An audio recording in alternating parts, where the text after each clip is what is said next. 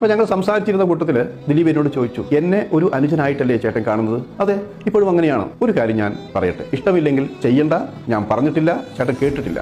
ആദ്യം കാര്യം പറ ചേട്ടാ, ഒരു നടൻ എൻ്റെ വഴി മുടക്കി നിൽക്കുന്നുണ്ട്. ദിലീപിൻ്റെ വഴി മുടക്കാൻ പറ്റിയ നടൻ ഇവിടെ ആരാ? അത് പേര് പറ, കുഞ്ചാക്കോ ബോബൻ.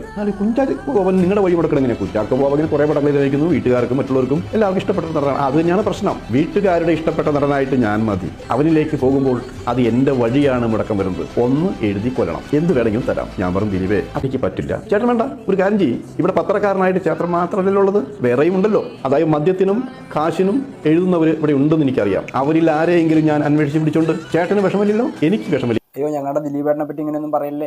ദിലീപേട്ടൻ ജനപ്രിയനാണ്, ദിലീപേട്ടൻ നന്മ മരമാണ്, ദിലീപേട്ടനെ എല്ലാവരും കൂടി വേട്ടയാടുകയാണ്, ഇങ്ങനത്തെ നുണയൊന്നും പറഞ്ഞു വരത്തല്ലേ. ഞങ്ങളുടെ ദിലീപേട്ടൻ പാവമാണ്.